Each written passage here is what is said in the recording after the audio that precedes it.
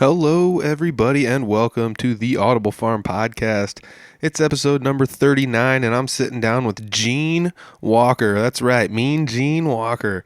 I don't know if anybody calls him Mean Gene. I'm sure somebody has, in history somewhere. But maybe that should be a thing. Maybe it shouldn't. Maybe it already is a thing. I should have asked him when he was sitting here. The two of us didn't know each other before we sat down and talked, and you know what? This turned out to be one of my favorite podcasts I've done. It was just a great conversation. We went through talking about all the bands he's played. Well, not even all the bands he's played in, I'm sure. This you can tell just by looking at it that this is a long episode. So I don't know. Just strap yourselves in. It gets philosophical at the end, and you know what? I love that. I love sitting down and talking to people and seeing what makes them tick. So I want to say a huge thank you to Gene for stopping by. And everybody enjoy the podcast. This is episode number 39 with Gene Walker. It's the Audible Farm podcast with your host, Peter Stockdale.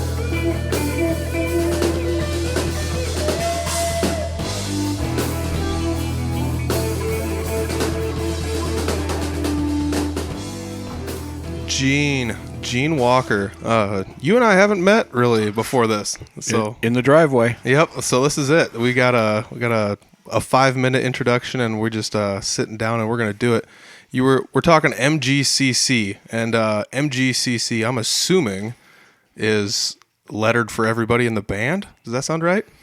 That's pretty darn close. What is the MGCC? Well, it's father son. So it's oh, cool. Marshall, Gene, and then it's actually our carbon cohorts. So it's our two sons. Oh, that's cool. Yeah, that's awesome. Yeah, it's pretty cool. I've been it's Marshall Dodge and his son Cody Dodge. Okay. And then my son Chris Walker. Oh, cool. So, I've been wanting to play with Marshall for years. We've been wanting to play together, but he's been in a lot of bands too.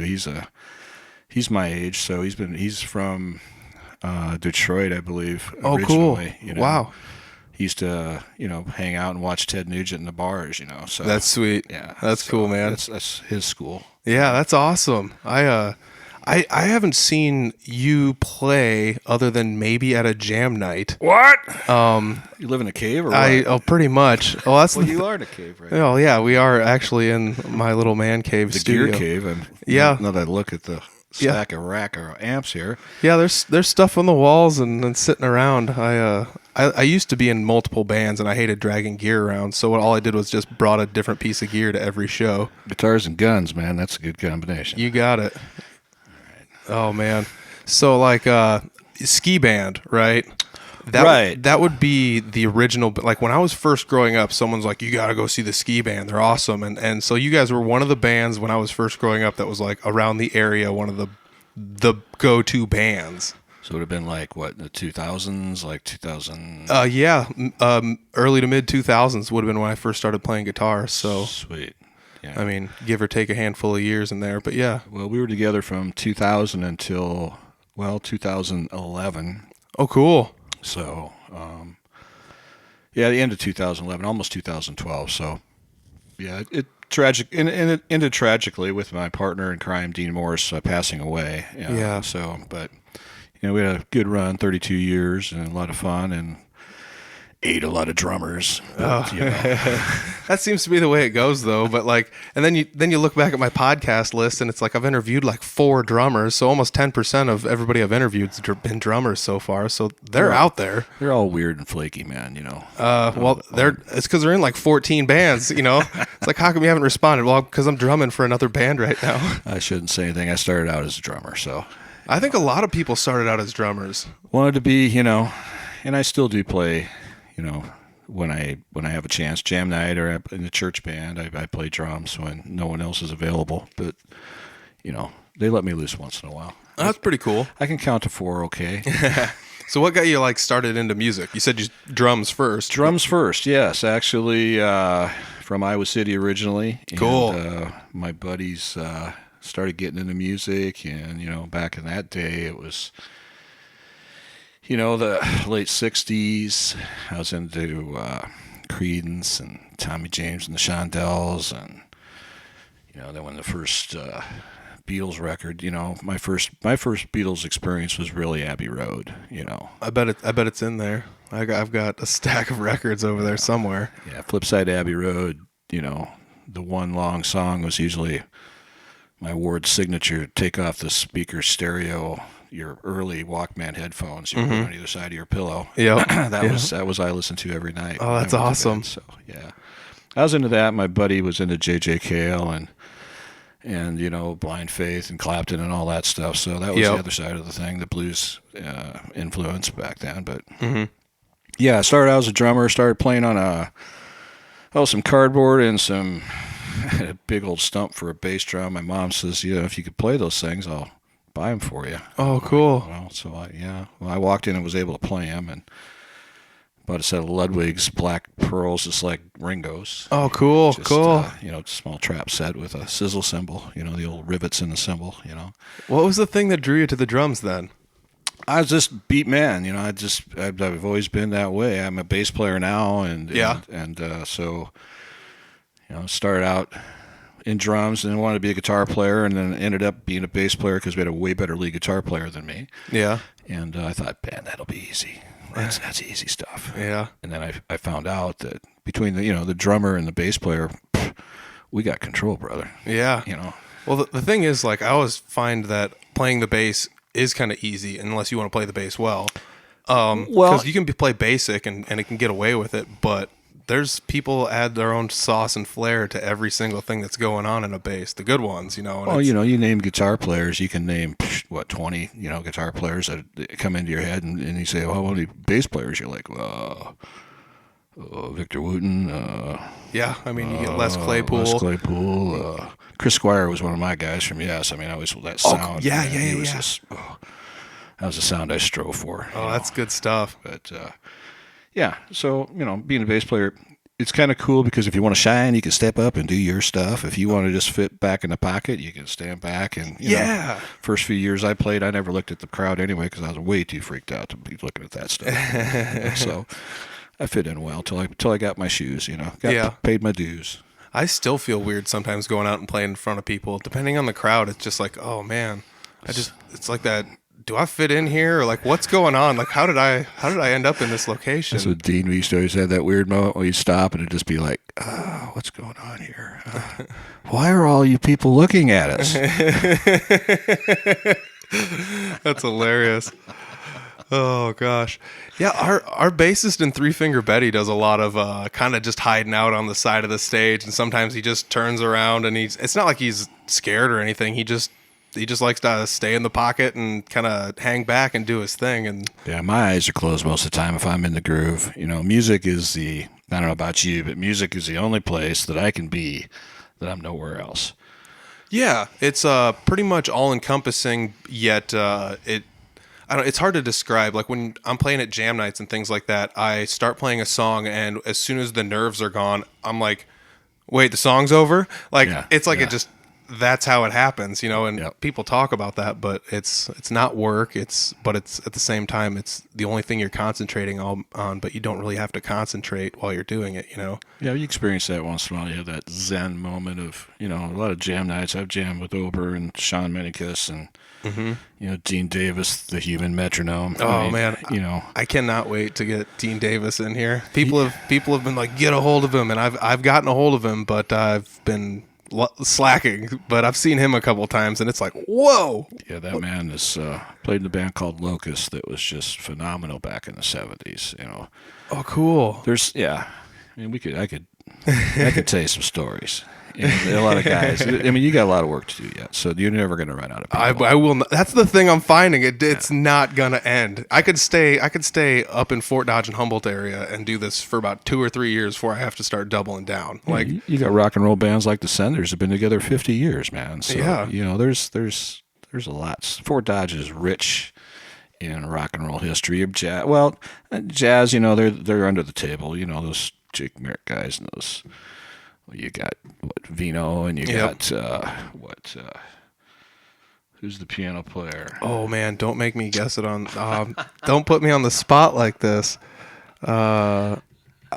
Is it Gabriel. yes, Gabriel. Yeah, my goodness. Is it Alves? Aldez? You're on your own on his last name. Something like I that? know him by Gabriel. Yes. I played with church with him a couple times, man, and he's... Whew. Yeah. When I sat down with Alejandro, he was telling me about it, and I was just like, oh, okay. And Merritt was telling me about it too, and so I might have to. Yeah, those are the jazz guys. They kind of fly under the wire. Now they're playing out in the open though, in front of people actually. So they're out of the bag. So that was always kind of fun. Like we were talking about, like, at least with Alejandro, it was like, what can you bring to the table while you're here playing? And everybody has their own flavor. And it was kind of fun watching him go up to a jazz night or a jam night. And it's like, well, this is now just differently flavored stuff going on, and it's just crazy, like, to go to these jam nights and see all these people play, but it sucks because you only get that tiny little glimpse of them. Like a couple songs, 3-4 songs of anybody is not enough. I want more of everybody. Well, being a bass player is also playing to the music. Which I'm sure Vino knows, and most players know. They've been around a while. You can overplay the drums, you can overplay anything, but you want to do your part. And a lot of people, the bass player, you're never up front. You're the kind of the guy that, unless you're Nikki Sixx or something. Yeah. You're just really, people don't know or Flea or somebody like that. Yep. So, yeah, you really don't stick out so much being a bass player, but you are a very supportive part of the band. Yeah. I mean, it's integral. There's been one show where our bassist couldn't make it in Three Finger Betty, and it's like, hey, you want to fill in on bass because we already booked this show and he can't make it. And it's like, yeah, I'll do it, And I'm just kind of like, I'm not even the lead guitarist. Like, I'm rhythm guitar, but I'm the guy playing leads while the singer is singing because he can't do that, So then when he's not singing, he plays all that. So I'm not kind of just like a extra rhythm guitarist anyway. So it's like, yeah, I'll play the bass. Dude, it's harder than you think, and it's harder to always stay in the pocket with the drummer and like. Yep. I don't know. With the guitar, you can get away with sliding around a little bit ahead or behind the notes a little bit easier. Most bass players and most people in a band will take a drummer that can count to 4 in 4 equal increments over a period of 3 minutes over some flashy drummer that can do everything but not in time. Yeah. But that's true. It's really cool. He can spin the sticks and do all that stuff. But that's where, like I say, the human metronome, Dean Davis, I played with him, but geez, back in the 70s, we had him fill in with a band called the Johnny's A Street Buzz Band back in the 70s. And Johnny Passo was our drummer back then, and he couldn't make it. He was in the fields. And Dean came in, and Johnny was the best drummer I'd ever played with in my life up to that point. And Dean came in, and I'm just like, wow, this is just incredibly steady. Yeah. And it was a song he'd never heard before. Got in the pocket, and we recorded it in an afternoon, and that was my introduction to Dean Davis and his amazing skills. Yeah. He was a studio musician, I believe, out in California for a while. So I've heard stories. I wish I knew. It comes back to jam nights. The only time I ever got to see him was at jam nights at Patty's Pub. As a matter of fact, the first one I ever went to was one that Ober was like, you want to be a house musician for this? It's like, sure, I'll come up there and do that. So I played a handful of songs, and it was packed with guitarists. So it was like you get 5 songs, then it's like, all right, let's let everybody fly in through here, and I'll close the night out. But Dean Davis was sitting up there, and he gets in for a song, and I'm just kind of like eyeing him because I don't know him, and I'm just like eyeballing him, and all of a sudden it's just like, holy crap, this guy's a friggin' amazing. And he's not always just keeping beat with the kick and snare. Sometimes he floats it around and he syncopates it in, and then he comes right back to doing. And it's like, how does your brain map this out to do this? Yes, he's a lot of fun to play with. I got to do a album. Well, I guess it was it was Ricky Moore's last record, and I recorded 5 songs or so with him out to the studio, and it was Ricky just had everybody come out, and it was almost like a jam because he had the songs, the structure of them, and you just came out and you learned your part on the fly and you played what you felt. And Dean was drumming, I played bass, and there was a couple guys. Shelly Bottriff was out there. Had 3 chick singers, and we had a harp, and we had a real harp.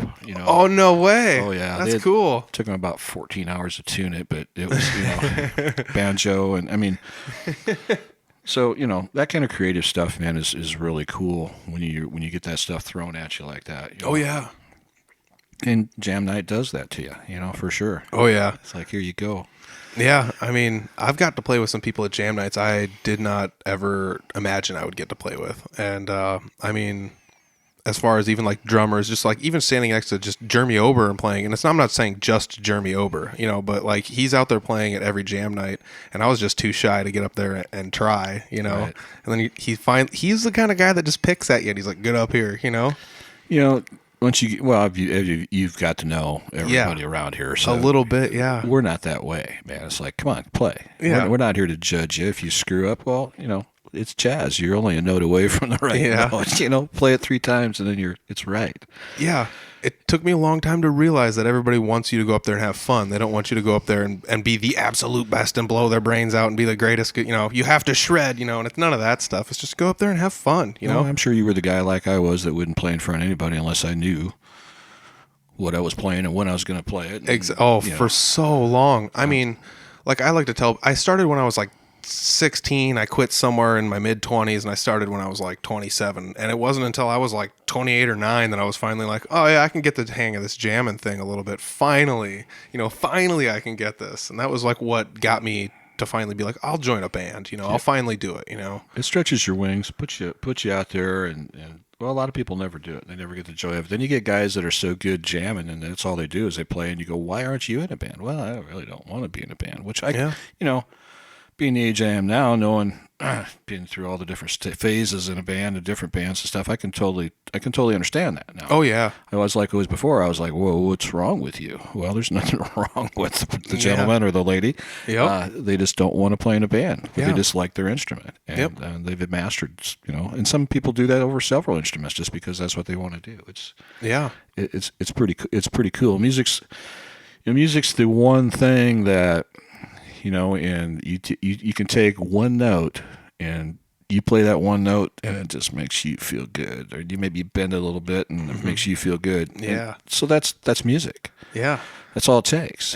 Yeah, exactly. So that's what's cool about music. You can be the worst musician in the world in whose ever opinion, and it sounds good to you. Well, right on. Yep. I mean, I will never forget being a kid growing up and just like plugging a guitar in, hitting distortion, and playing an E power chord was like the coolest thing in the world. When you first like, oh yeah, I'm gonna get this one day. It's like, what else do you know? It's like nothing. I like distortion. Yeah, this sounds so good. And it's like that's the feeling you get, and you're just like, I'm gonna keep this going as long as I can. For sure. And unfortunately, my love for music never really like wavered. I just didn't have the time or energy or mental capacity to put into even playing a guitar. I was kind of just down and out on it because I felt like I plateaued and couldn't get any further. Well, you always have. Well, as you well know, there's always some place to go. Yeah. With any instrument. So yeah, I'm learning that. It's easy to feel like that once in a while, especially when you go to jam night and see somebody that just like, yeah, why am I even trying? Yeah. No. And once you understand that there's a place for you anywhere in music, man, that's what I really love about it, and that's what I love about musicians around here, man. Is they don't, bring it on. Yeah. Fun. Let's play. That's all we really want to do. Let's play and let's have some fun. Exactly. That's been that way for a long time around here. There's a lot of cool. We're finally getting more venues. Patty's is gone, but got to play last night there. I have a lot of history in that place before Gina had it even, but something else will come up. Yeah, it was Pee Wee's before that, correct? Pee Wee's before that. That was on the floor. They had Yeah. Pee Wee on the floor there. Or was it, did they say Pee Wee's? I think it said Pee Wee's. Yeah, Pee Wee's, yeah. Yep. Right in the vinyl. Yep. That was one of those things I remember going there and just being like, oh, this is Pee Wee's. When the first time I went there, I was like, nice. I never went to Pee Wee's, when I was... We were basically the house band. Between us and the Cave Band, we were pretty much the 2 house bands there. And we would switch off playing New Year's or, Halloween used to be a really big deal. All that stuff used to have to have reservations to get in and stuff like that. Things have changed a lot. So it's starting to come back where live music is starting to be more supported. But, back in the 70s and the early 80s, we'd hop in my van and we'd go to Livermore, we'd go to Bancroft. We'd catch 4 different bands, 4 different sets in one night. Oh, that'd be the best. But... back then too, you could make money playing music too. Yeah, that's true. But you had a crowd. Yeah, and it's not to say you can't like make money playing music, but if you wanted to live off of it, it would be super difficult today.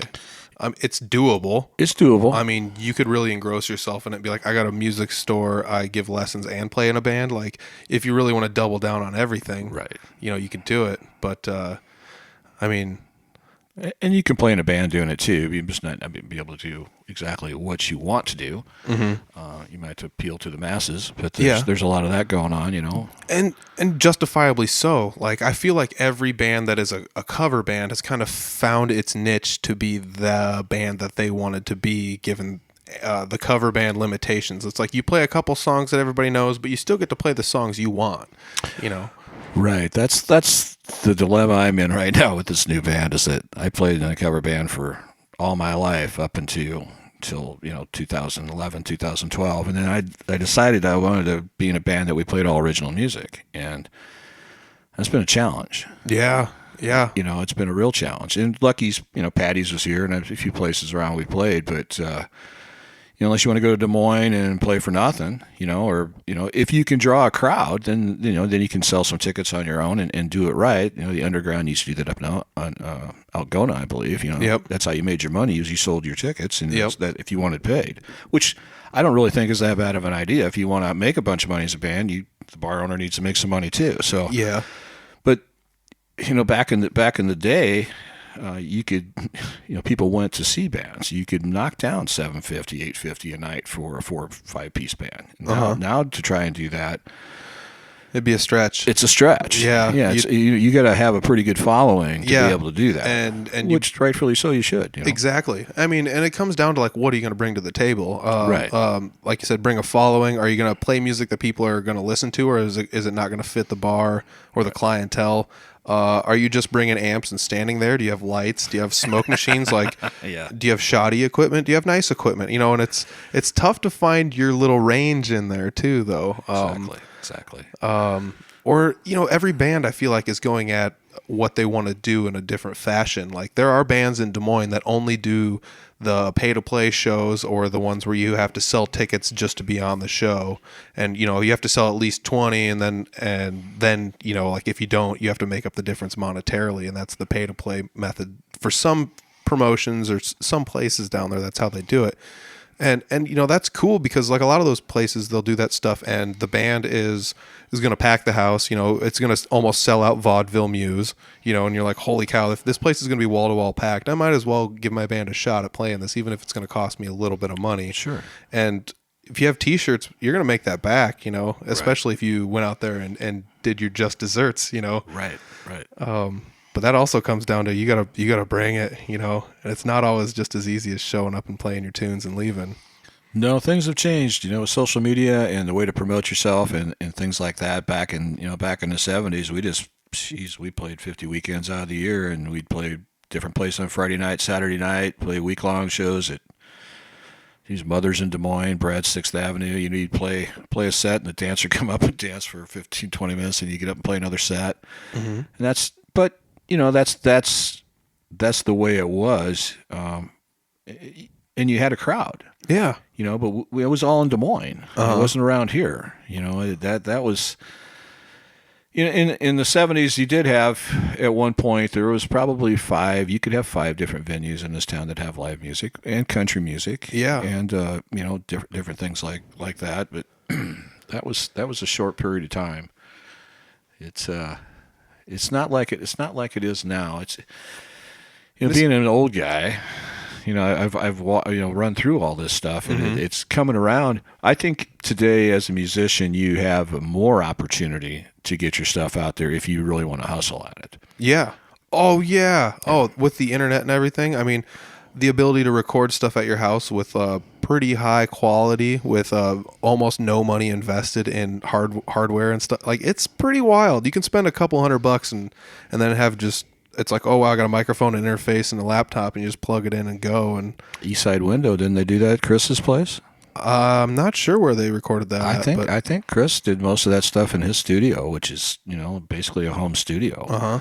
And I mean, listen to Eastside Window. My goodness. Yeah. Oh my gosh, it's so good. That's a killer tune, and it's recorded well. Yes, it is. And I think that was done. I don't think it was done in any major studio. No, like where have you gone to record stuff? Like when you recorded things? Well, that's where we've kind of come full circle too. Most of my stuff has been recorded at Juniors. We did some stuff at S&R with the ski band. Juniors is the one in Otho in the barn there. Correct. Okay, yeah. Yeah, he's still all analog. I mean, the clown used to go out there quite a bit and record. He'd bring in his Pro Tools stuff and take over the studio. But most of the stuff Kirk records in his own sessions is all on 24 track tape. Yeah. I want to say that the claim to fame for a lot of people that like don't know what Juniors and Otho is, there was I want to say like Slipknot may have recorded their demo there or something, or a handful of them have been there and recorded stuff. I do know that for a fact, but I'm not exactly sure 100% on that. When Sean comes out, he takes over the place, and I don't know, how often that happens. And I don't, the state of their band now. I don't know either. But Beach Boys have been there, and yeah, and geez, there's. Dude, don't act like it's not going to be difficult to get 9 people to all 8 people now, but to all agree with each other. Geez, like all of us have a hard enough time with a 4-person band. Double that down and try and get along with everybody. Come on. Exactly. I mean, everybody gives them a lot of guff, especially like, in the Des Moines scene and around the area, everyone's trying to be the next Slipknot without being Slipknot, and I get the gist of what's going on down there. It's tough to overshadow this thing that everyone's like, oh, are you, it's just Des Moines and Iowa is just Slipknot. So you can't leave Iowa without having that hanging over your head. You got to try and find a way to go around that. Sure. But, man, they have definitely done very well for themselves being just an Iowa band, and regardless of any guff that anybody gives them, they're all super talented. They're all multi-instrumentalists. It's insane. Yep. I don't know, man. Well, see, that's what I'd have to do to go back to that mainstream line is I'd have to put a mask on so I could see how old I was. Oh my gosh. The masked band thing is pretty funny. One time I saw a band and it was called Fun Gone Wrong, and they had beer boxes that they painted up. And they just like wore beer boxes on their heads, but they like painted them up to be like, kind of like masks. And, something special. Yeah, and I was like, this is hilarious. These guys are awesome. I saw Here Come the Mummies the other day. Oh, cool. They played that for me they were actually on Bob and Tom. And they were all dressed up in their stuff. And neat. And I didn't know the story behind them, but I guess they're all funk guys. Yeah. And they're all in major funk bands, and they can't really show their faces because they're contracted to other. That's what I had heard, and I wasn't 100% sure on that. That's the story I heard. So the crazy thing is that's regardless of whether or not that's true, that's amazing. It's a good way to get some hype, and those guys are good too. Yeah, they write songs. I think every song, one of their songs is some sexual innuendo, though. Yeah, well, whatever sex sells. So, yeah, I mean, if you got the ability, I feel like if you have the ability to say it without actually just saying it, actually putting your tongue in your cheek instead of just saying it, like it's creative, and I'm going for it every time. Like every one of ZZ Top's song is the same way, but they didn't like literally just come out and say. Well, no, their song is just, it was I Like Dick, and they kept showing pictures of Dick Tracy and Dick Cheney and Dick Clark. Well, why can't you like Dick? Exactly. There's nothing wrong with that. No Nixon up there, I'm assuming. Yeah, there might have been. Well, I guess some people like Nixon, so. Well, he was a dick. Oh, this is the Politics Hour on the Audible Farm podcast. Oh, man. So you first started out playing the drums, and then you said you went to the bass. At what point in time did you, like you said you were in a band, and you were like, I kind of want to be a guitarist, but you had a better lead guitarist, so you went to the bass. What band was that in then? Well, first band I was in was I was a teenager in Iowa City, a band called Avalanche. I did play drums in it, and they told me I played the cymbals way too much, but we got over that. I overplayed. After that, I started playing guitar, actually, and started jamming with some people, Ed Wilson and Mike Prophet and some people, and started a band called Johnny's A Street Buzz Band, and we ended up getting a really good guitar player at that point, and that was 75, I think it was. So we didn't have a bass player, so there you go. I went and borrowed Eric Nelson's bass up until he said I couldn't do it anymore. Over to his mom's house. Hey, can we get Eric's bass? We want to practice. And so finally I went down to Advanced Audio in Iowa City, which actually Paul Dressler. I don't know if you know him or not. Uh-uh. You probably need to interview him too. He was working at Advanced Audio at the time and sold me my first precision P bass. It's a 66 P bass. Jeez. And a PV400 head and a Sun bass reflex double 15 cabinet. Sweet. That's a nice setup. Yeah, so I played that for a long time. Yeah, PV's my jam. In case you couldn't figure that one out. Yeah. It's like the best, most cost-effective amps ever, probably. Well, yeah, you can drag it behind the truck to the gig, pee on it, bump it up the steps, plug it in, and it works. Yep, and it's going to sound good. And believe it or not, if the PV stuff does not work, we rented a board once from Reman's for some production show, and it was some big thing with feedback control and all this stuff, and half of it didn't work, and Ed and I looked at each other and said, well, what you got to try first. You pick it up about a foot off the ground, and you drop it. And it worked. That's hilarious. And early ribbon cables, man, they just didn't. Mackie did the same thing, the ribbon cables and Mackies were this. Yep. And if you would just scream into the microphone, it would make the connection. And we ran Mackie power amps for a long time. So yeah, PV stuff is now, Crest Audio. Was it Crest Audio and PV are all together now? I believe. I'm not sure, man. That's. And if you're buying a PV power amp, you're buying a Crest power amp. So it's all basically the same stuff. Yep. Yeah, I mean, I'm a big fan of I don't know. When I first started playing, I had a Marshall stack, and it was a cheap MG Marshall stack. I was like, you got to have that Marshall tone. Everyone's got to have Marshall, and it's like, oh, I'll get the solid state one, whatever. Recently just sold it. Kind of bummed I sold it. It actually sounds really good for being as cheap as it was. MG 100? Yeah. I got one. I mean, theirs sounds super good, dude, for being... So Dean bought one because he couldn't turn his knobs right. And there's so many good presets on that Marshall that yeah. Yep. That was the amp for him. Because it was like, hey, he spend too much time getting the tone. And digital modeling or whatever's on that amp worked real well for him. Yeah, and it's great. I loved mine, and like I said, I just recently got rid of it. But when I decided to upgrade from that, quote unquote upgrade, somebody's like, try a PV Triple X, because I was looking at the time at maybe getting a Mesa. And they were like, just try the Triple X. I think you'll be impressed. So I found one, tried it, and was just like, dude, it's like a quarter of the cost. I'm totally going to get this instead. So you got a 5152 then? I got a 6505 plus. Okay. But yeah, I mean, I don't even take that thing to shows. That thing's never left this basement since I bought, and it's whatever, but it's... I do like amps. I got into I don't want to say collecting them, but I've got a small handful of them, you do. and I like them. I for a while used most of them at shows. A lot of shows I was doing a buy amp setup, but it's just you're playing punk music. Quit dragging so much stuff everywhere.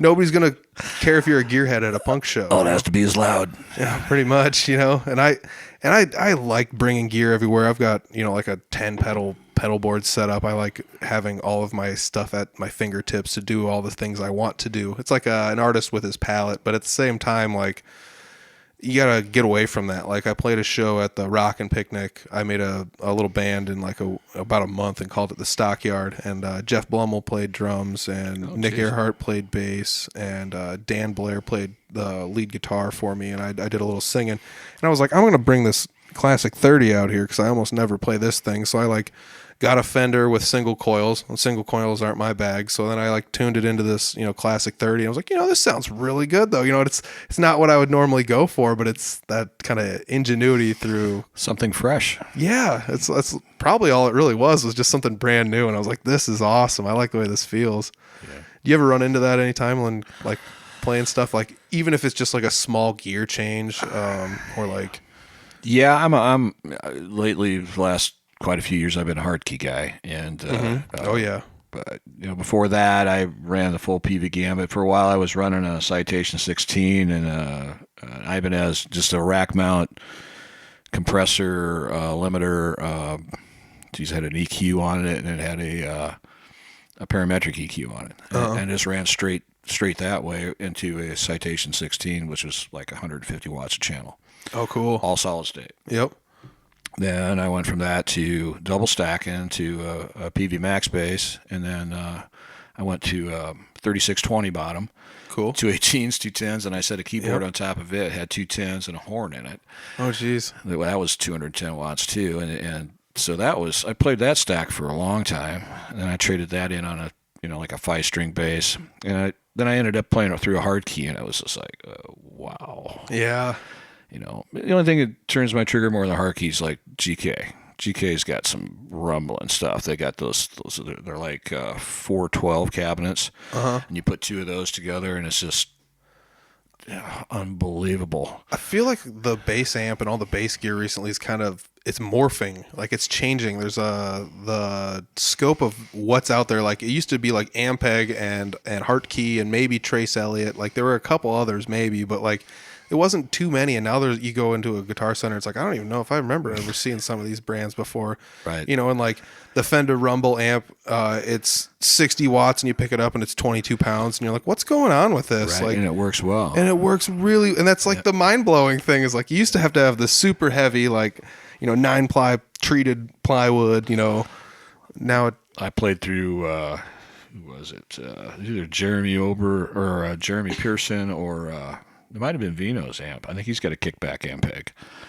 that it's like a single 15 and it's incredibly loud and clean. And one speaker, I'm looking at that thing thinking it should be blowing up at any point as loud as I'm playing through this thing. No, technology is, that in the digital world has really made life cheaper and better. Yeah. Which is usually not the case. Yeah, exactly. I mean, when I first started playing guitar, you'd pick up digital stuff, and this is even like I said, like 2003, 4, something like that. And it had come a long ways till then, and it still was just kind of like you go get some cheap digital stuff, and you're like, oh, this isn't as good as it could be, And it kind of just, and nowadays it's like I just recently I'd run into an Avid 11 rack, and it's literally just like a Kemper or something like that, where it's just got your amp, your cab, your microphone that you're using, and like everything like inside of this like digital unit, and you can just send it straight out to a PA from there or record from that, or like just send it to a power amp and use it that way. So is it an emulator then instead of a yeah. Is it modeling? I mean, it does all of the modeling for everything. Okay. Like I said, you can even change the microphone you're using to mic up the cabinet. That I'm using air quotes because it's not like you're actually changing a microphone. You're just changing EQs on it somewhere. But like, and even that, it's just like, man, this thing sounds amazing, And you can go online and people have already dialed in a ton of presets, and you're like, oh man, I don't even have to do any work, and this thing sounds this good, And it has come a long way. Like you said with that Marshall, like you just out of the box, these things already sound pretty darn good. And yep. Yeah, Diener was playing a Hot Rod DeVille before that, which is a powerhouse amp. But we had to put it in a box somewhere, to get the tone out of it. It was this way open back, too loud. Yep. Sound man was not your friend. Yeah. Oh yeah. You want it screaming, and he wants to be able to control it. So yeah, I my 215 bass bottom that I have my case in, we would turn it sideways and stick it in sideways, hang a towel over the front of it, leave a little ventilation into it, and that's how we had still mic'd. It was still loud, incredibly loud. But, yeah. I mean, I've seen people doing that with like I've got the classic 30 here, but a lot of like older Fender amps and things like that, they'll pin them at like 10, and then they'll put something in front of it so it doesn't blow everyone away, but you still got to get that tone out of it if you want it like that. Junior Brown production company, we did some stuff for him, State Line Rally, and 2 Fender twins, wide open, one nothing else. Bass player, traveled with him, was his road manager, and the drummer they'd hire as they went in. Drummer could pick 3. So I don't care what it is. It could be a snare drum, hi-hat, and your ride cymbal. It could be a snare drum, kick drum, and your hi-hat. But you're only getting 3. Oh, that's weird. That'd be crazy. Like, man, that makes... It makes you think about it. Yeah, I mean, you almost think you'd have to have a snare and a kick, but you, I guess, don't necessarily have to. You could, how weird could you get? A timpani and a tambourine and what? One of them biclavas, I don't know. Yeah, no kidding. You could get pretty weird, That would be nuts. Oh man, and that just comes with that innovation through constraint kind of thing again. Like if you start pinching down your options. That's what happens. This gentleman chose a ride cymbal, snare, and a kick drum, which probably would have been my choice. Too. Yeah, I mean that is pretty much bare bones all you need. That's like a cocktail drum kit if I ever saw one, you know. Right. So what are some of the biggest shows you've played in? I'm sure you've played dozens and dozens and dozens and dozens and dozens and dozens and dozens of awesome shows. But if you had to pick a handful out that you were like, oh, this is a pretty big show, or this was a special one to me, or these were pretty fun.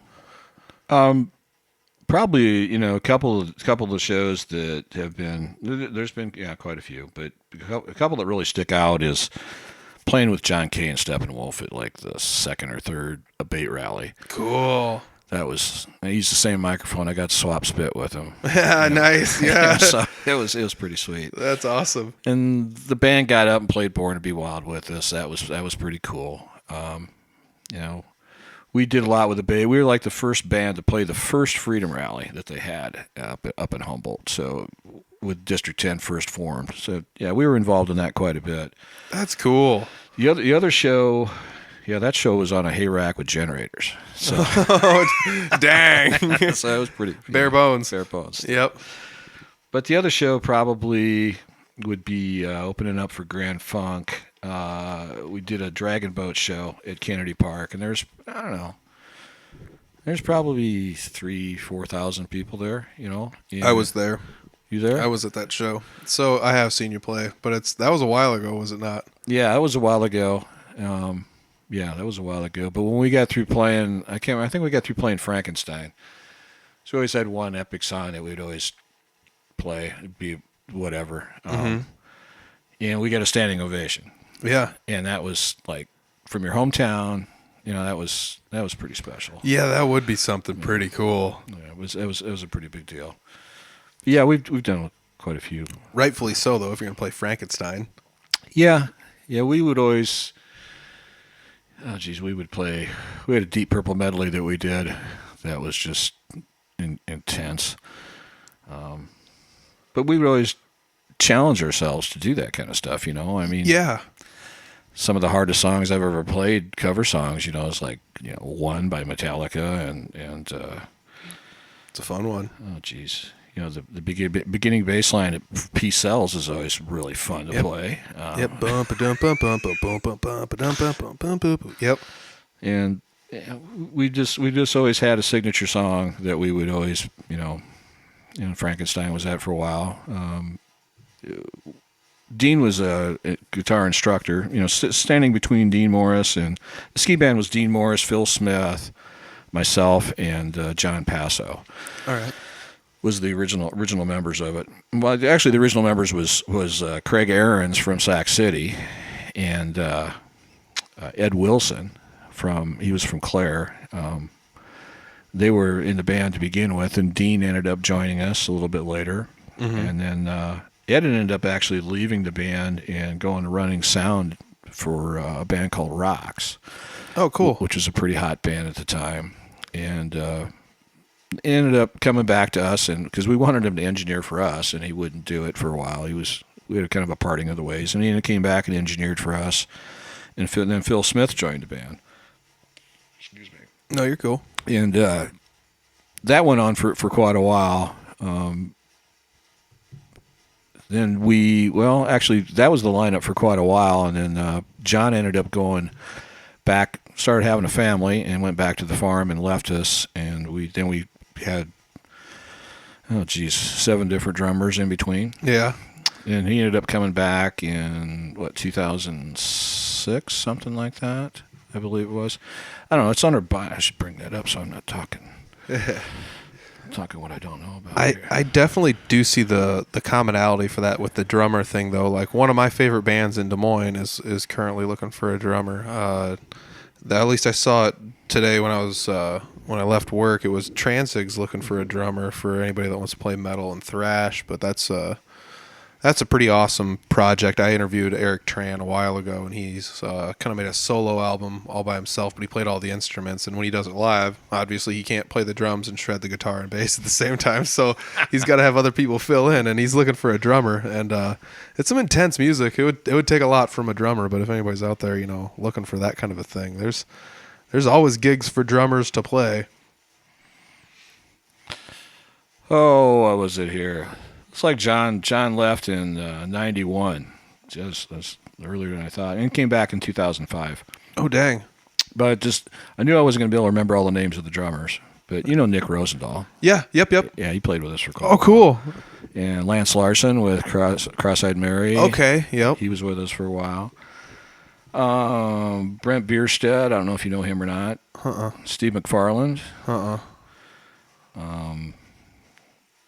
Who else was there? Somebody else in there. Well, Danny Ross. Do you know Danny? He was a thrash guy. He would play in a band called Martyr, which those guys were pretty with Dennis Farrand. Sorry, man. Any of these people, if you're listening right now and you're like, how do you not know me? Hit me up. Yeah, Let's talk. Dennis, you should interview him. Ferret. So I played with Martyr for a while too. In between, and that was pretty much all original stuff. But we did a lot of Tool and Helmet and Cool. That's awesome. All that kind of stuff for a while. But Danny was in that band, and then he came. So he was a thrasher. Yep. And then started playing with us and started playing Skinner. Yeah. Because our band, ski band, did everything. We were the wedding band. We would do everything from Green Grass at Home to Thunder Kiss 65. I mean, oh, cool. Yeah. So yep. we would play for Grandma and Grandpa for the first set, and then last set they'd wanted to bang. That's pretty wild. And yep. so we did that for a long time until we couldn't stand it anymore. So it was. I was just going through looking at our bio because I can't always remember. It's always been so long. Some of these dates escape me. Well, I mean, I even was sitting there thinking man, 2003-ish was when I got my first guitar. That's pretty wild. 2004 maybe. So it's the 90s were kind of our heyday. We put out our CD in 95, Madman. It was just a 4-song CD, but the 90s, were a lot of different stuff going on. We went from metal to Nirvana, and went through that whole thing, and then I mean in the 80s it was then Alabama was real popular. All the country stuff was just tearing the charts up, and so Dean wrote a lot of country stuff. We entered in a lot of country showdowns, won a lot of country showdowns, and booked ourselves as the Ski Boys, and we'd play our off weekends and do all country. Oh, that's awesome. And we all like, music is music, man, and there's some great country music out there. Oh yeah. And Dean wrote quite a few good country songs, and he played fiddle, so we could do a lot of that kind of stuff. And nice. then we ran into a identity crisis because it was a ski band or the Ski Boys. Yep. It's like, well, who's playing? What kind of music you guys be playing? So we did that for a while. Yeah. And kind of got away from it towards the end. Did more of our own stuff. That would be pretty crazy. Instead of just being the band that will play anything you want us to play anytime, you kind of split it down the middle, and we're like Ski Band or Ski Boys. That's pretty ingenious. I like that. Well, you wanted to play, and you wanted to play at that time. Country music was pretty popular. Oh yeah. There was country bars in town. That's all you saw was country music, and there was actually country bands that played around here. There were actually quite a few good ones. Yeah. I mean, I'm not the biggest fan of country music, I guess, but I still definitely enjoy it. I enjoy country flavored things more than straight up country stuff. But I was listening to some early 2000s country, and I was like, this is barely even country. It was like super well produced. There's strings, and it sounds like there's an orchestra behind it. This. Yeah, it's either that or country rock. Yeah. Yeah. And I mean, and that was what kind of brought me into the country, thing was you go listen to Southern rock, and that's country's cousin, right. And that's pretty much what that is, and it's your Skinners, your Molly Hatchets, your, maybe Bad Companies. I'm just throwing out handfuls of bands, but right. Any of those bands, I was kind of this isn't so bad. Yeah. The Eagles' first record, which I hated with a passion when I first heard it. And then, years later learned to like it, learned to appreciate it. And actually it was, it's pretty good stuff. But man, at the time I was like, what is this crap? What are these guys doing? Yeah. I was into Joe Walsh and all that kind of stuff, man. But I was more into Slade and Yep.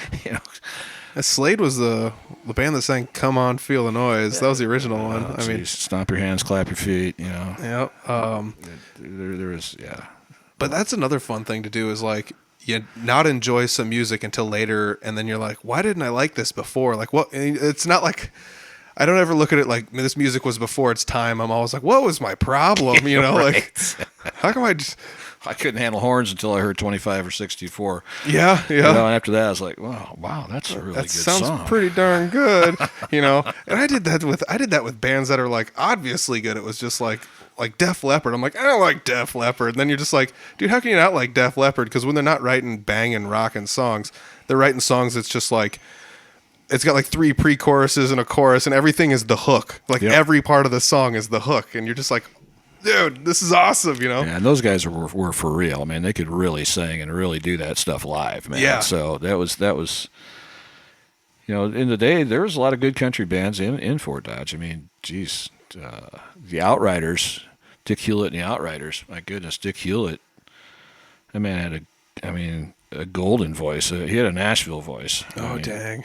And geez, there's a lot of good country bands, a lot of good that style of music bands. Back then, you know, Pure Prairie League. I don't know if you ever heard of them. Yep. That style of music was kind of popular. You had the Daisy Dillman Band. You had Rural. A lot of the bands from the '70s that we could do a couple podcasts on just dragging up some of this stuff that people probably have never heard of that would probably maybe dig some of that music. Yeah, I'll tell you what, I like getting at least one suggestion from almost everyone I sit down with and kind of digging into it. And every now and then I'm just like, I love this. So it's fun to get to sit down and listen to the music the people I sit down with make, and then listen to what they listen to kind of get inside their headspace a little bit, you know? Right. Oh man, I for a while, like with most things, I go headstrong into things so much if I really enjoy them, and I find it hard to walk away from them. And I bought a bunch of records like right before the record boom hit, because one of my buddies was like, I listen to records, so it's like I just went to like all the auctions around the area and just bought everyone's old records they were getting rid of and stuff, and I got boxes of them and stuff, and I just picked through stuff I'd never even heard of and pop it on, and that was when I first started like listening to things I never really thought I'd listen to or whatever. And somebody's like, you got like 3 Moody Blues records, pop one of them on. I'm just like, I don't know if I've ever heard the Moody Blues. And then you hear a couple songs, you're like, I've heard a couple of these for sure. Sure. But then you're just like, how is this album from start to finish this amazing? And people aren't like the Moody Blues are one of the greatest bands of all time, you know, like, and I'm not saying people don't say that, but you know, it's just one of those things where you didn't realize what you were missing until you finally heard it. And sometimes it takes, you know, buying up somebody else's old music collection to do that. I mean, I was known for doing that with cassettes with people for a while, because cassettes was almost always like, you probably got some metal in here, like, and you know, and probably a lot of rock and roll too. So like, you'd always dig up people's cassettes because it was the '80s, you know, and everybody's got Cinderella and Cherry Pie and, you know, or Cherry Pie Warrant, you know, Warrant, and they got all those kind of bands in there. And that's how I got most of those things, to start digging deeper into that. I started listening to like Kiss without their makeup on and stuff, and I'm like, I think I might even enjoy this more than Kiss with their makeup. Anyway, no offense to anybody out there that likes Kiss with their makeup, but I mean, I wished I grew up in a time when a lot of the music I listened to was popular, because it sounds like, you know, even on the local level, there were tons of people out there that were still just murdering it. And that's not to say that people aren't out there doing it now, but like, I only have what's out there now to relate to, because this is I only started going to music shows like 5 years ago. Sure. And that's when I first started getting in touch with people, you know, one by one, slowly here and there. And then you know, the podcast was a thing where it's like, I got to start talking to these people, and it just makes me nostalgic and makes me kind of miss like what was there. But well, it's a cool thing you do here. You know, you have a pretty wide variety of people on, so, and you get, like I say, you got a long ways to go. Yeah. So, there's not going to be any lack of information coming your way. Man, a lot of these people. I'll have to make you a list, man. That's what I'll do. I would love it. I'd love it. I'll just do that when my brain's working right. I got 2 beers in me now, so it's a little fuzzy. So you got MGCC as your current band now, and I mean, we cruised onto Facebook, and it doesn't look like there's a Facebook page, but is there? I mean, we don't know 100% if anybody has managed. I guess I haven't looked on Instagram to see if there's an MGCC Instagram page. I've been really lax on that, and I thought that Cody, our drummer, put up a page, but he might have abandoned it. I don't know. And that could just be to say I'm not looking in the right spot. Well, it's And I mean that happens, but I know you guys in a ski band were very well known, even though there was not a whole lot of social media presence. There was towards the end. There was a little bit more. If you look up ski band, you'll find a few different performances. I think our Irma performance is on there from. Well, we got inducted in Iowa Rock and Roll Hall of Fame in 2010, which was a really cool thing before Dean passed. That was able to happen. That's an honor, man. I mean, that's something. It was pretty cool. Yeah, that's something I feel that it's not gonna.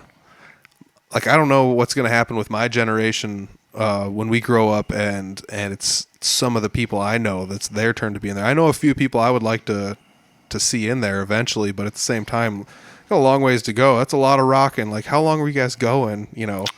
Well, 32 years. Yeah. So it was 30 years before we got in there. Mm-hmm. But yeah, it was lots and lots and lots and lots of gigs. Yeah, it's not just something you can go out.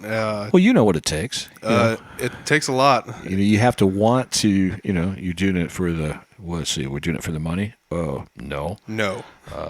Glory. No. Because we love it. Women, no. Not usually. Not being a bass player, no. I don't know. I'm just no, because I love it. Because the camaraderie, the music. I mean, it's just until you experience it, you'll never know it.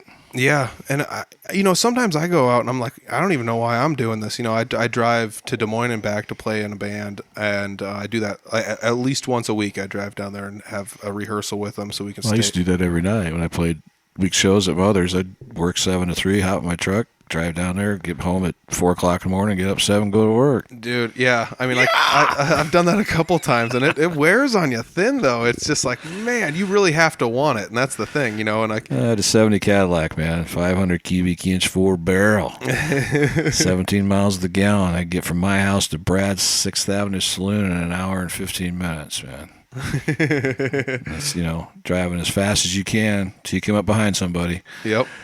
But yeah, I it's like you said though, you just gotta want it. Like and I don't know, I'd go places and it's totally nothing, but I quit drinking a couple of years ago, about a year and a half ago, and it's just it's not like I'm gonna quit forever, but maybe I will. I don't know. I don't even do it for drinks anymore, so I'm not like a free drinks guy at the bar for the band. I just go out there just to play and just to see people and talk to them because it's nice to have that atmosphere and like the camaraderie of going out to see another band and seeing how much time and effort they put into doing their craft and how different it is. Live music only happens once. Yeah, I mean, and that was originally what I started out doing Audible Farm as. I tried to make a YouTube page where I could record. I brought a GoPro and a little portable recorder with me everywhere, and I was like, I'm just gonna set it up in the corner of the room and record people playing stuff. And even if it's not going to be the greatest thing ever, it's gonna be something. And I ended up recording quite a few bands playing. I mean, all over the place. Even as far as like, I've got a recording I did of the band Dark Mirror at the Eagles Lounge in Fort Dodge in 2012 on there too. Wow. So like, yeah, you got quite a bit on there. and there's a decent stack of stuff on there, and some bands even used what was on there to get bookings at other shows. And I mean, just it was just kind of one of those things. Eventually I was like, I'm going to do the podcast and start doing that because I gave everybody a good enough taste to see these bands. But there's still tons of bands I wish had either live video or something capturing the night. Yeah, and I have good audio that I should be doing this with. The bass player is usually the guy.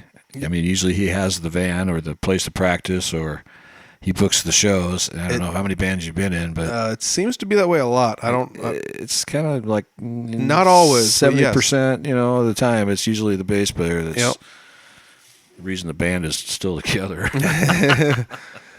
It's so weird though. Like you're the least flashy, the least you're like the most waste not want not people in the band at like all times. for the most part, I'm not trying to like pigeonhole everybody in their bands. Like, who's got their life together? Oh, the bassist. You know, like it just seems to be that way. And I'm not, like I said, I'm not pigeonholing anybody playing any instruments. Oh no, in the '70s, I was the only guy married in the band. We had you know, back then when you could make money, we had a band house. You know, we had a recording studio in the basement, and if you wanted to live in the house, you could. And we made enough money to pay for the house. And cool. And, yeah, you know, that was a pretty cool time. It was.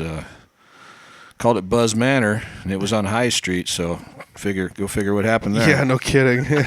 Different time, different place. Exactly. But you know, that's another thing though. Like I've come to learn that like not every musician is like a straight up partier, and that's not to say that some of us don't like to party a little bit, but I mean, I found that a lot of people, like when I quit drinking at shows, it's like, how many people here play music that don't drink? There's a decent amount. So I'm never like the odd man out, even if I feel like that sometimes at a show, you know? No, but when you quit drinking, I can dig where you're coming from, because I quit drinking for a year once, and it was like people come up and say, hey, I'll buy you a beer. I say, I don't want, I'll take a Pepsi.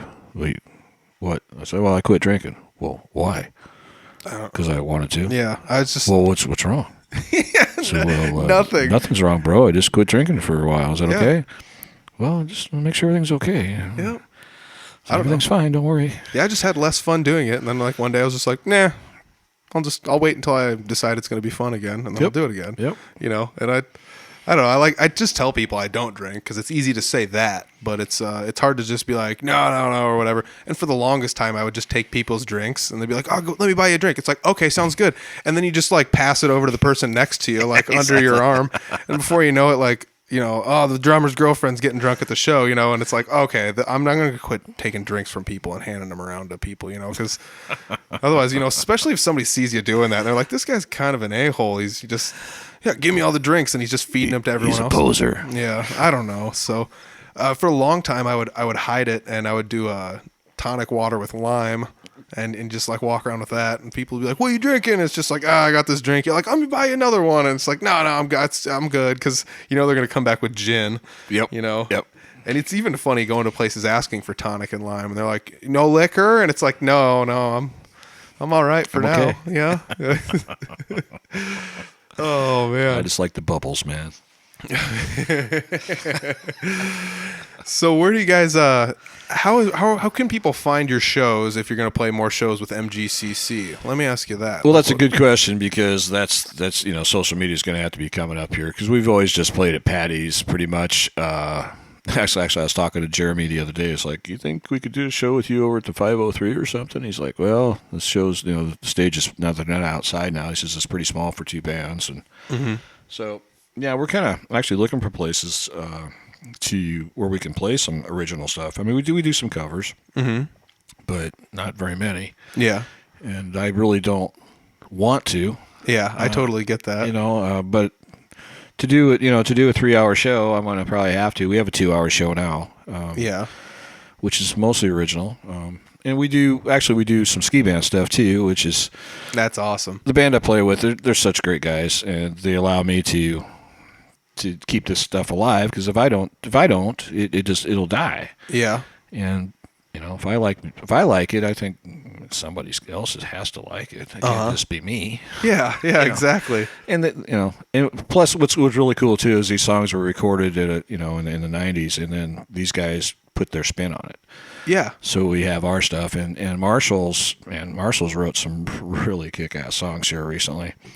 So we started out, we recorded 4 songs out of Juniors. Yep. And we thought, well, we're probably going to go back and just master that and release it. And then now we have, 6 more songs, I think. Oh, cool. So it's like, well, and now you know how it is when you write a song and you record it, and then a year later it's completely different than you were when you recorded it. Yep. It's usually better. Yeah. You know, because everything's, you know, and nothing ever's the same with our band anyway.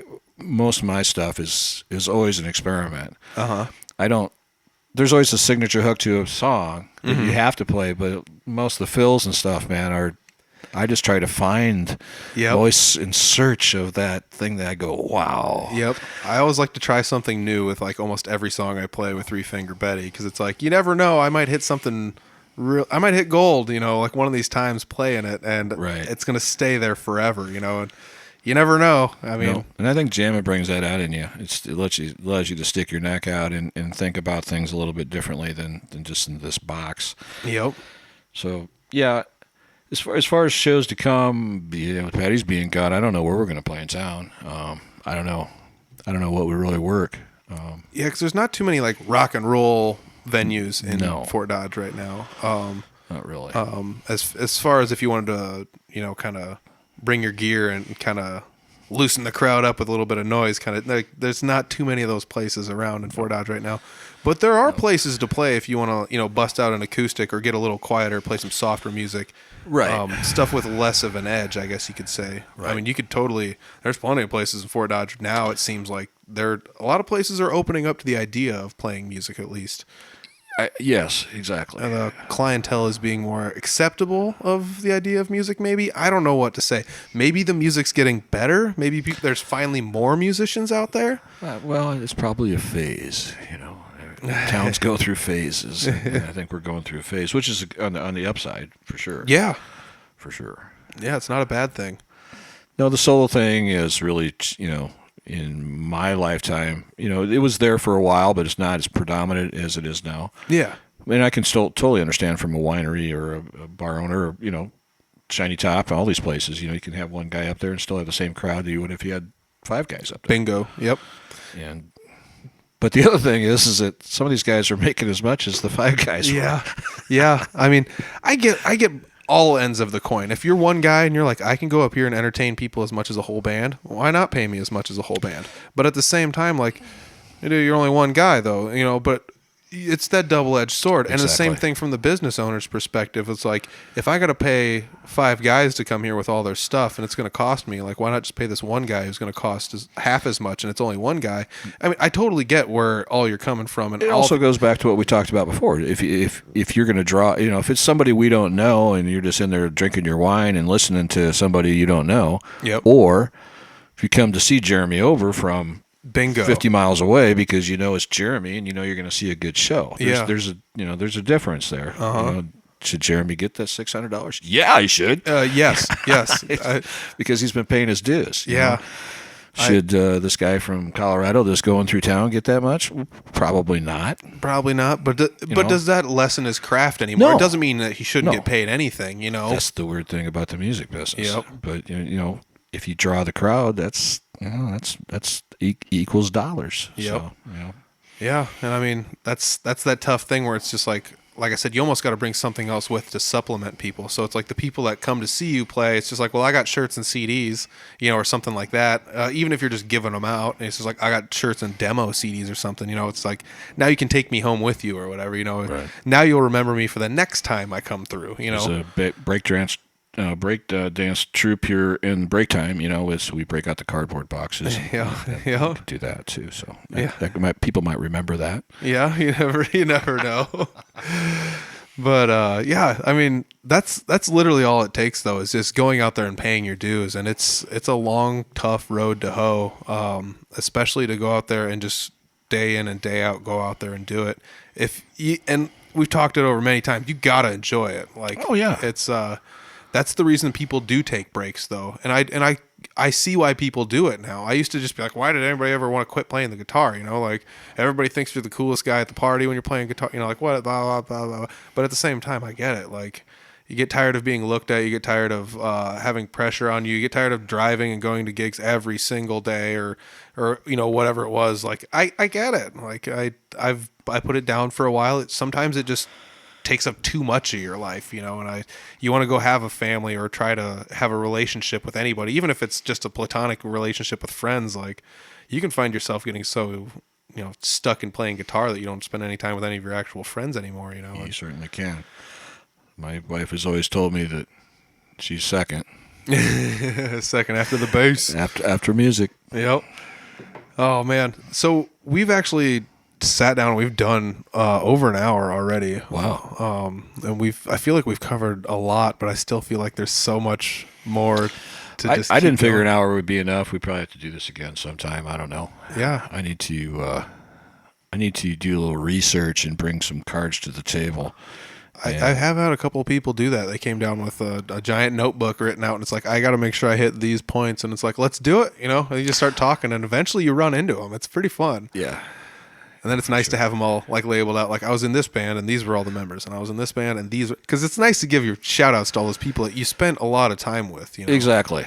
It's almost like a failed relationship, because it's like, even if it's not failed, but like I look at some of my old relationships, it's like I'm never going to dog any of these people, because if I dog them, I stood next to them for how long, and it's going to make me look like a piece of crap.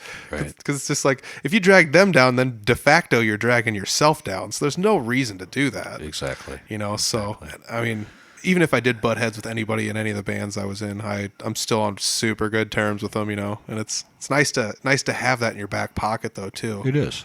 You make a lot of friends along the way, man. A lot of people that, as you well know, I got buddies in Minnesota. I got buddies all over that I don't see maybe once a year, maybe once every 3 years. And it's like, whoosh, yep, it's right back where we were. Yeah, exactly. Hey, how you been? You spend. There's just never enough time to catch up. Yeah. I feel you. Those friends are they're forever. Mm-hmm. Yeah. Whether or not you got to make music with them or share the stage with them or just be around them as they were a fan of your stuff or something, like it doesn't matter, like in any capacity. I think that's fun too, to find people that enjoy your music. And because I've gone around and been a musician and enjoyed other musicians' music, but it's also fun to find musicians doing the reciprocal action. Right. To me, it's like a humbling but honoring thing, like all at the same time. Like why does that make me nervous and happy? Like at the same time, it's like pressure's on now.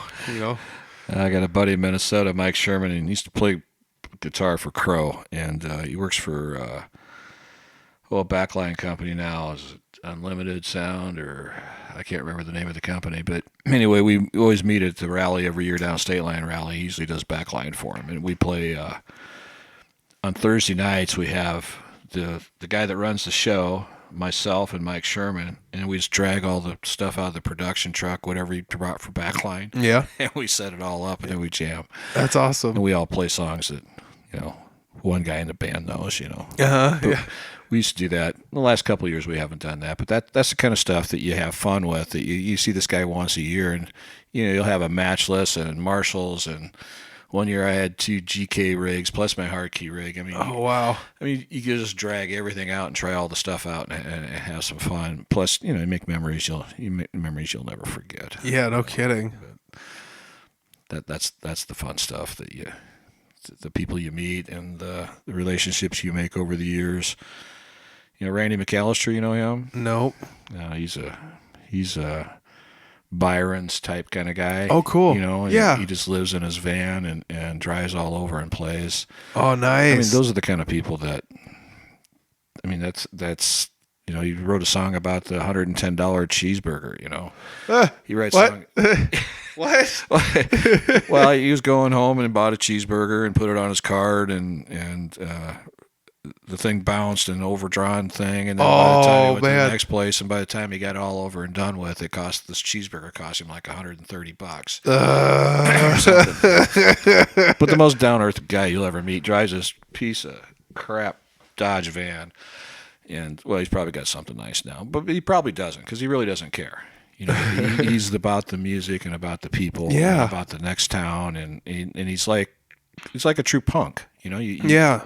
You don't really worry about tomorrow. We're going to worry about today. Yep. Yeah, I find that there's like an odd parallel between like the punk people and like, I want to say the folk people, but like, those right. kind of people that it's like the journeyman, find me like punks were like, give me a garage and an amp and I'll plug my stuff into it and play it, and like folk were the same people. Like I'll just go into any bar or any kind of hole in the wall and I've got my acoustic and let's do this, Yep.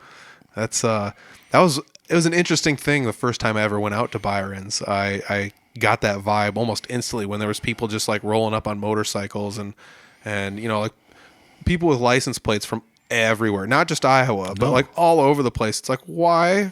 Where? Like, where do all these... And it's Sunday? Yeah. What? Yeah, exactly. No kidding. And that's just one of those things, the eclectic places. There's places like that out there that they're hidden, but they're there, and if you know about Byron's, you know it. But if you don't, get to know it. Yeah, you should. Because there's no Facebook page for that either, believe it or not. I want to say Byron has a page. I think Byron has a page, or I know that he's got a Facebook profile. Yeah, I think he does.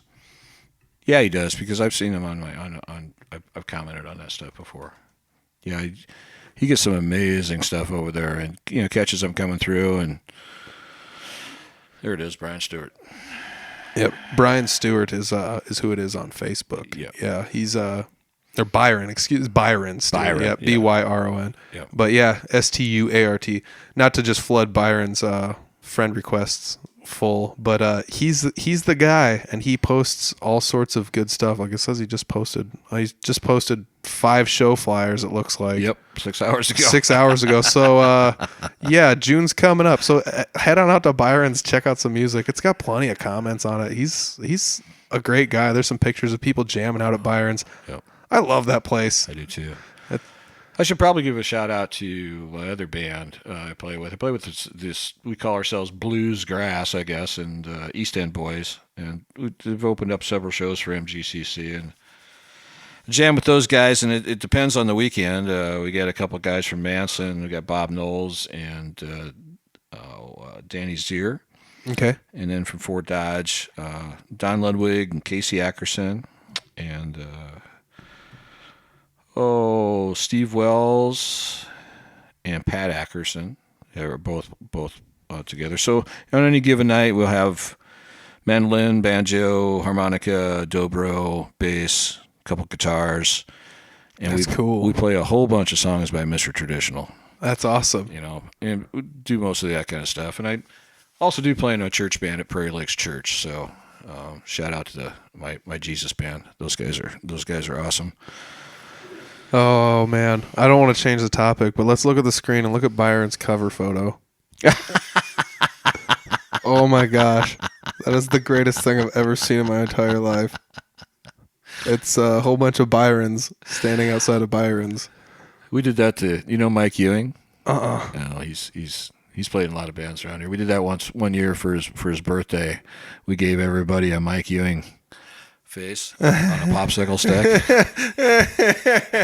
And he always would get up and jam with us, and he'd get up and play a couple Beatles songs with us and ski band. And so he got up and did it, and as he turned around, everybody had a...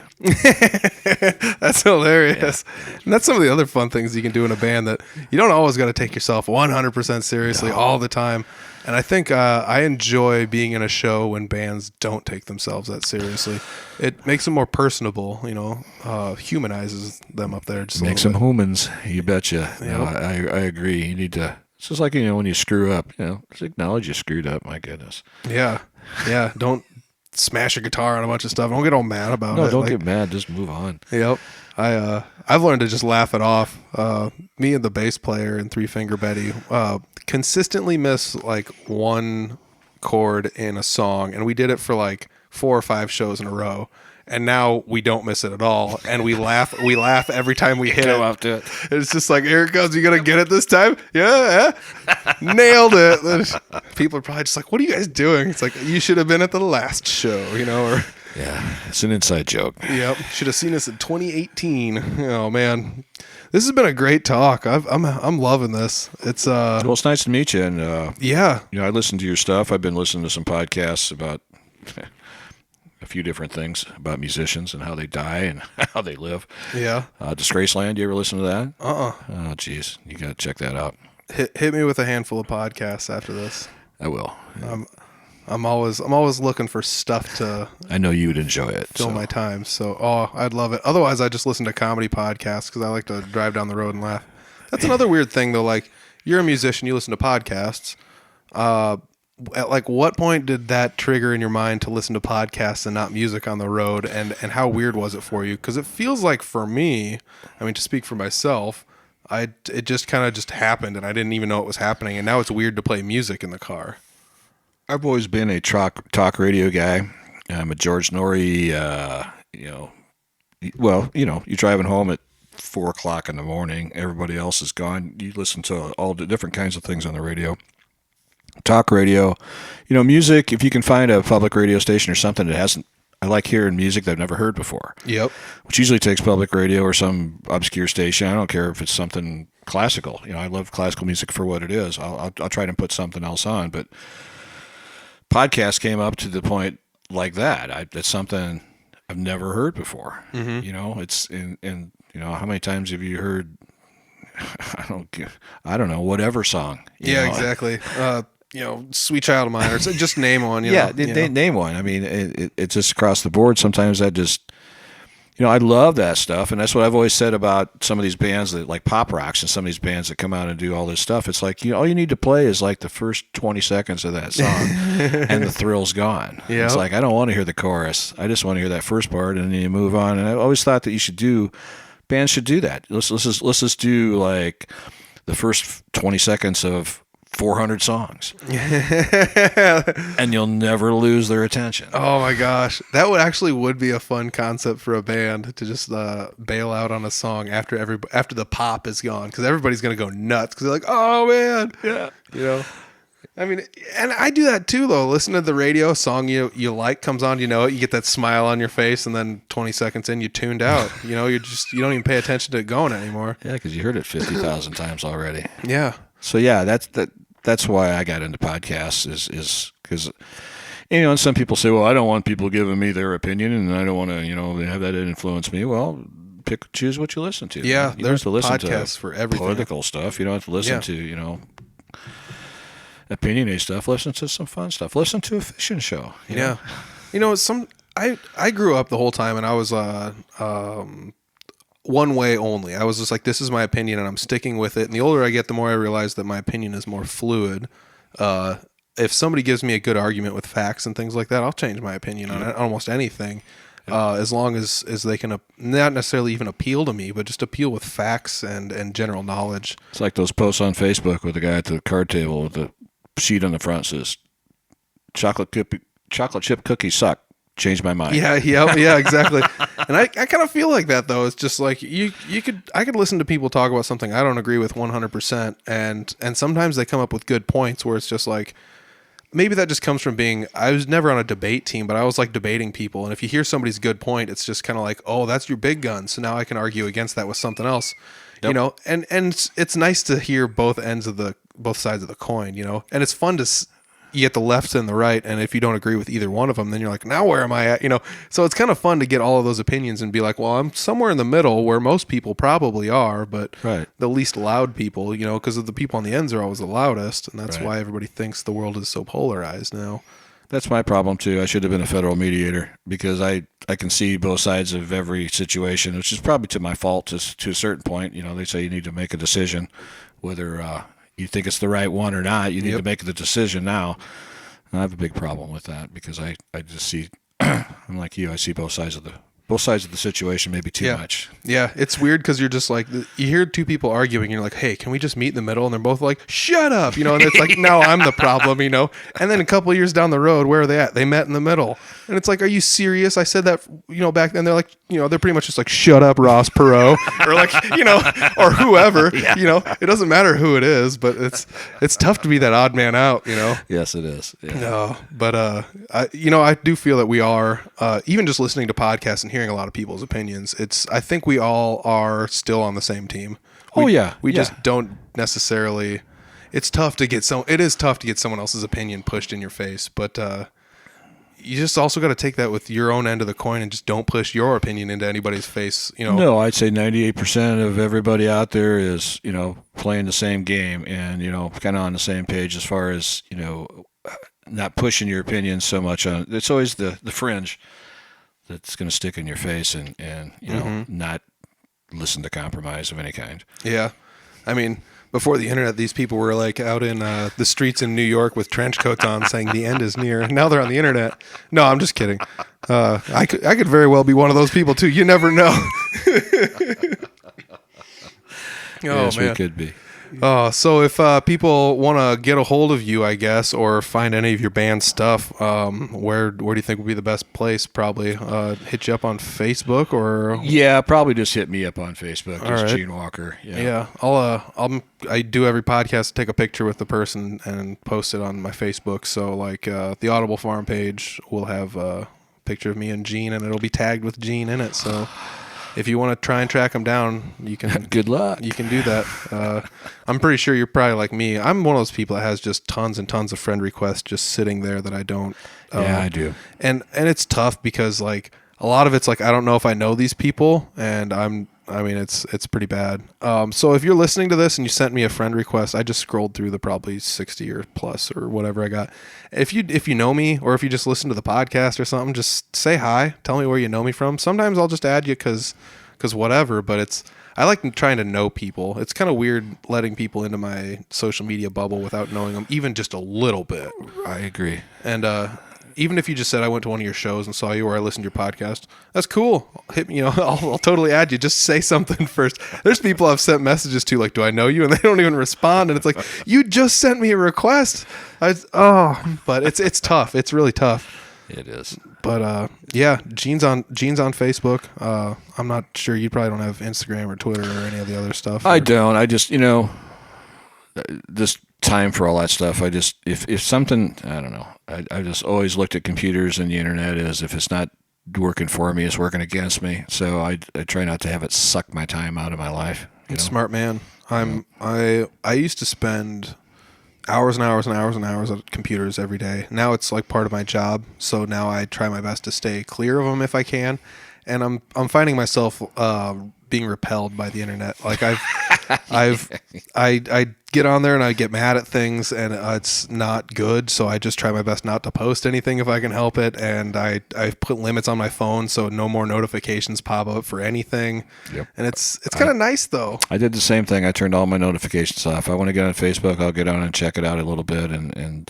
But lately it's just been political. I don't. Yeah. And I just some of my friends would be like, "Hey, I'm gone for 5 weeks. See ya." Yeah, dude, it's crazy though. It sucks you in. It sucks because I fall into the same trap that everybody else falls into, yep. And I try my best not to, and it happens every time. Every time, I can't help it. So yeah, it's crazy to like every single week. It's just like your screen time on your phone is down, and it's like good. That's a good way to be. It means I'm present in my surroundings, and I'm actually enjoying the people around me. Exactly. I'm at work doing my work actually. And stuff. Whatever it happens to be. So yeah. So Gene is online if you wanna hit him up online. Otherwise, I'm sure you're gonna end up with an MGCC Facebook page before too long. Yeah. This is a good incentive to work on that. So yeah, I need to get that done to get our stuff out there. All right. Yeah. So there's going to be a limited, sparse, or probably no links for MGCC underneath the description. But, unlike everybody else's. But it will happen. It will happen. Yeah. I can't wait to go out and see you guys play live sometime. I missed the last show at Patty's Pub because I was playing a show in Des Moines. Oh. And it was epic. Yeah, it was one of those deals where I just couldn't make it. I made it to the last jam night there, and that was a deal where I went to a show in Des Moines, caught another show in Des Moines, saw the bands I wanted to see, and then drove up here. So I actually went to 3 different shows that night. Nice. And I ended up hitting the end of the jam night. And that was stacked with people that last night there. That was a good night. That was a fun night. Oh man. Well, thanks for joining me on the podcast, man. We've well eclipsed an hour here, so good. Yeah, that's it's gonna be a good one. Thanks for joining me, man. Well, thanks, Peter. It's nice. Thanks for inviting me, and I'll get you a bunch of information, probably more than you want. Yeah, send it over on Facebook or wherever. Email me, snail mail me, whatever you got. So I'm cool with it. 10-4. All right, thanks. Thank you, man. What did I tell you? Sitting down with Gene was a great time. I can't wait till I get to sit down with him again. I mean, it was great, just hearing a little bit about the ski band, a little bit about MGCC, a little bit about, playing in bands back in the day compared to now, being in a cover band, being in a band that makes their own music, playing music with your son, playing music with your friends, everything. We talked about so much stuff, and it all just kind of came naturally. We didn't sit down with anything really to touch base on any topics, and I wholeheartedly want to bring Gene back again for another episode, because I feel like if he wrote a few things down, we could have another just absolutely stacked episode where we sit down and talk about music. So I don't have any links for MGCC, unfortunately, but I will throw a link to Gene's Facebook page down below if you want to check that out. I may or may not try and find some ski band material and throw down below. So if you want to check the ski band out, it's pretty cool that I've had a couple of Iowa Rock and Roll Hall of Famers on the podcast. Kudos to them. That's not something that comes easily, and it happens to very special musicians that have very special things happen to them through hard work and dedication. So shout out to anybody in the Iowa Rock and Roll Hall of Fame. I got to make it up to one of those induction ceremonies just to see what goes on and go tour the place and check it out. Maybe I'll go up there and try and find somebody to interview. That'd be a fun time. I just want to say thanks again to Gene for stopping by on the podcast. He came over to the mini studio I have here, and it's great having people over here because it's so rudimentary, but I just have a nice setup here. It's just comfortable to sit down and have a conversation in, and I super appreciate people making the time for it. So thank you very much, Gene. I appreciate it. Make sure you go to www.audiblefarm.com. You can find links to everything we have, including Facebook, Twitter, and Instagram. You can figure out where you can listen to us. There's tons of different places. iHeartRadio, Spotify, iTunes, YouTube. I mean, you name it. We're pretty much everywhere. Make sure you give us a review wherever you are at. You can send us an email, audiblefarm@gmail.com. I want to say a huge thank you to the Iowa Podcast Network for doing everything they do for podcasts like this one. Check them out. There's a link below. All right, just want to say thanks again to everybody checking out the podcast this week. Give another huge shout out to Mean Gene. Oh, so good. You know what? The next episode appears to be episode number 40. It's going to be a good one. So far, as of the recording of this episode, I don't have anybody on the docket to fill out number 40. So go to audiblefarm.com and fill out the form there, and I'll get an email for it. So that'd be pretty awesome. So I appreciate it. Thank you guys for listening. I will check you next week with another episode that's going to be super awesome, I'm sure. So we'll see ya. Peace.